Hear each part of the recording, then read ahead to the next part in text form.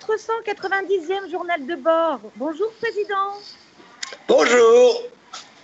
Alors, Président, le constructeur PSA Peugeot Citroën délocalise sa plus importante usine de construction automobile en Algérie, et ce, dès 2018. Quid de l'emploi des ouvriers français restés sur le carreau? Je ne crois pas que votre information soit exacte.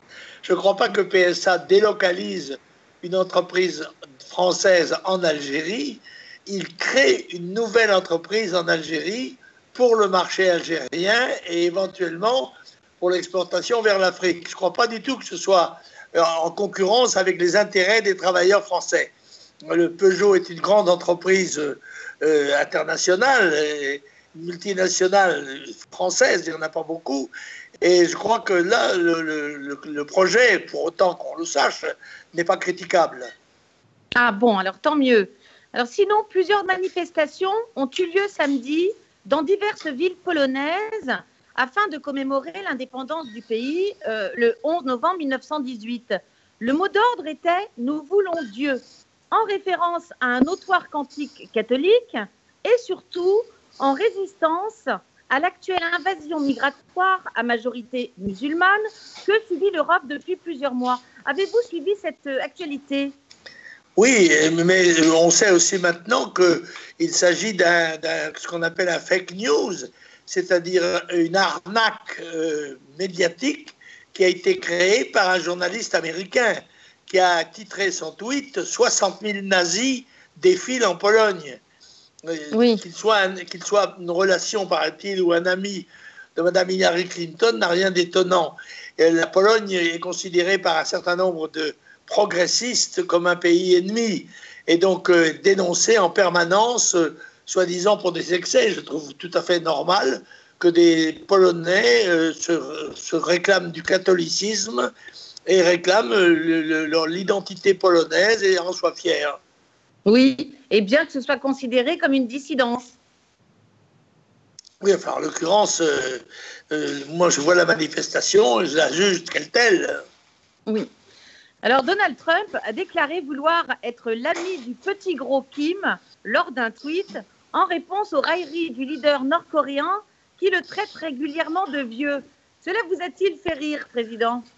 Écoutez, on sait quelquefois que les jeux de mots finissent très mal. La situation est suffisamment grave en Corée du Nord pour que le fait qu'on utilise des jeux de mots comiques me paraît plutôt un progrès, si j'ose dire. Ça dégonfle un petit peu la tension, j'espère au moins, mais je n'en suis pas sûr. Alors un débat est régulièrement remis sur la table, c'est celui de l'écriture inclusive. Qu'en pensez-vous ? Je pense que c'est un abus d'un certain nombre de militants de l'éducation nationale qui croient que c'est leur propriété privée et qui se permettent des initiatives qui sont tout à fait condamnables. Je suis très hostile à cette orthographe inclusive. Il y a dans notre pays des organismes, en particulier l'Académie française, qui sont chargés de donner le ton, si vous voulez, du langage français. Et ça n'est pas à un petit groupe de professeurs progressistes d'imposer une manière de voir qui se réclame de l'égalitarisme homme-femme qui est stupide et dans cette affaire qui est éminemment critiquable. Et alors que dites-vous des choix écologiques de la maire de Paris, Madame Hidalgo, qui tiennent en otage absolument tous les franciliens et ce de pire en pire? Écoutez, il y a quelque chose de scandaleux, c'est que Paris est une ville, j'en ai été le député 3 fois. Hein. Bon, mais Paris est une ville, mais ça n'est pas seulement la ville de Paris. C'est aussi le cœur de l'Île-de-France.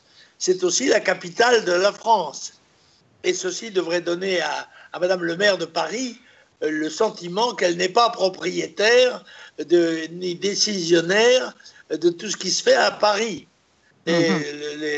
On sait que les initiatives qui ont été prises par elle dans le but de supprimer la circulation automobile, ce qui est évidemment une vision délirante en l'état actuel des choses, et le résultat en est même actuellement des embouteillages monstres et évidemment une pollution plus grande qu'elle n'était autrefois. On dit que l'enfer est pavé de bonnes intentions, eh bien notre démon national le démontre. Alors le journal satirique Charlie Hebdo accuse l'essayiste Edoui Plenel de le mettre de nouveau en danger de mort après que ce dernier l'ait ouvertement taxé d'islamophobie.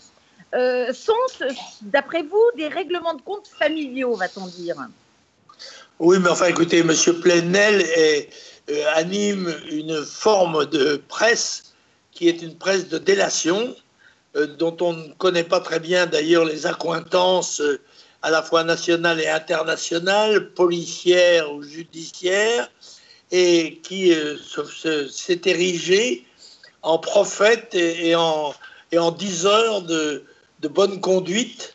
Et il a, je crois, pris une lourde responsabilité à l'égard de Charlie Hebdo, ce n'est pas ma tasse de thé, comme vous le savez, oui. Mais en l'occurrence, je crois que la responsabilité d'Edoui Plenel est très lourde. Mmh. Alors, saviez-vous qu'en vue des élections européennes à venir, Alain Juppé tend la main à Macron, prônant un grand mouvement central? Laquelle? Il n'arrive de rien. Laquelle main? Je crois qu'il avait déjà tendu sa main droite à Bayrou et il tend maintenant la main gauche à Macron. Il se croise les bras, en quelque sorte, l'ancien meilleur d'entre nous. Je crois qu'il essaye de faire parler de lui, mais en vain, relativement. Alors, que pensez-vous du déballage médiatique qui est fait depuis quelques semaines sur les agressions sexuelles? Serait-ce un retour de bâton de la prétendue libération sexuelle de 68? Non, mais ce sont des questions de mode. Aujourd'hui, c'est la mode de dénoncer les agressions sexuelles, ce qui fait que si vous avez un regard un petit peu appuyé sur une paire de jolies jambes dans la rue, vous risquez d'être accusé d'agression sexuelle. Bon, alors il est bien évident que c'est un problème de société. La relation entre les hommes et les femmes est une relation qui comporte évidemment une dimension amoureuse. Et ce n'est pas exclusif, on ne pense pas qu'à ça, mais ça existe. Et par conséquent, ça doit être tenu en effet par les règles de la morale, de la conscience, du bien vivre entre soi. Voilà. Cela étant, on ne peut pas non plus se plaindre d'être l'objet de regards salaces quand on porte la mini-jupe ras le bonbon, si j'ose dire. Hein. Pardon, pardonnez-moi. Oui, en revanche, un débat s'avère inquiétant sur le même sujet. En effet, le consentement sexuel sur mineurs sera fixé entre 13 et 15 ans, comme l'a indiqué hier, enfin avant-hier plutôt, Madame Schiappa, secrétaire d'État à l'égalité des hommes et des femmes, Oui, ajoutant d'ailleurs qu'en dessous de l'âge légal, le partenaire adulte serait, je cite, en infraction. Quel est votre réaction? En effet, le terme est léger pour la gravité du crime. Moi, je suis partisan d'un âge raisonnable. Je crois que 15 ans est un âge raisonnable, au-dessous duquel le consentement de l'adolescent ou de l'adolescente est présumé inexistant. Voilà. C'est-à-dire qu'on court le risque, en effet, d'être poursuivi pénalement, en matière criminelle même, si on franchit cette limite. Mais ça tient aussi à l'évolution de l'âge de la puberté dans nos populations. Les populations immigrées sont généralement composées de jeunes filles plus pubères plus vite que celles de nos territoires.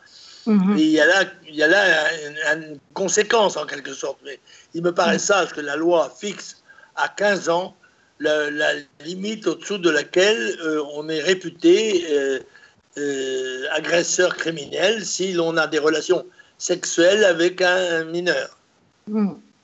60 membres des forces de l'ordre se sont donné la mort cette année 2017, gendarmes et policiers confondus.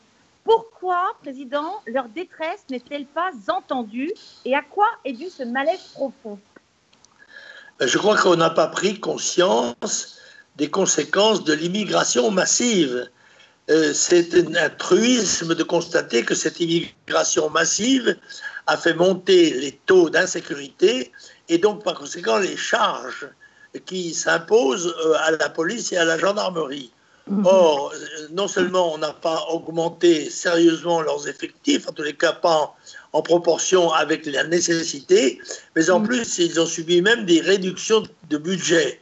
Il y a là quelque chose il faut, d'abord moi je pense qu'il faut faire cesser l'immigration, n'est-ce pas? Nous sommes arrivés à un niveau déjà très élevé et très dangereux selon moi, et par conséquent il faut donner aux forces de l'ordre les moyens et les consignes nécessaires pour que l'ordre républicain règne dans toutes les villes de France et dans toutes les rues de France. Alors la France accueillera le mondial de rugby en 2023. C'est un sport qui vous passionne depuis toujours, que vous avez d'ailleurs pratiqué. Est-ce une nouvelle qui vous réjouit?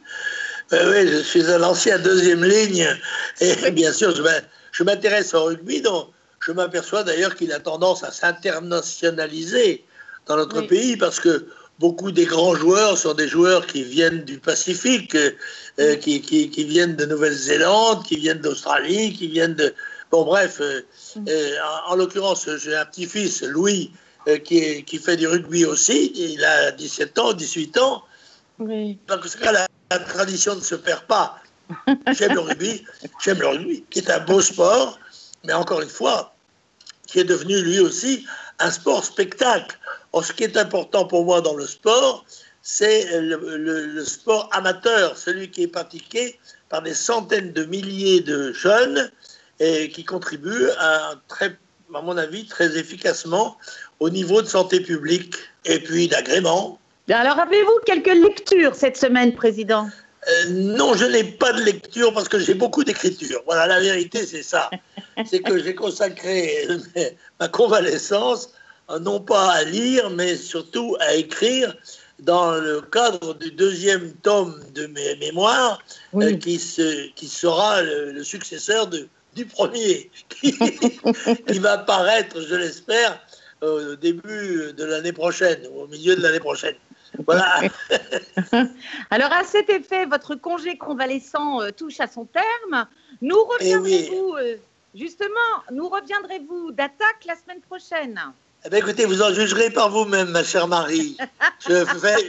Je fais confiance à votre jugement de femme avisée et compétente. En tout cas, à votre voix et votre jovialité, on n'en doute pas. Et nous vous attendons avec impatience. Bien sûr, à la semaine prochaine. À la semaine prochaine. Au revoir.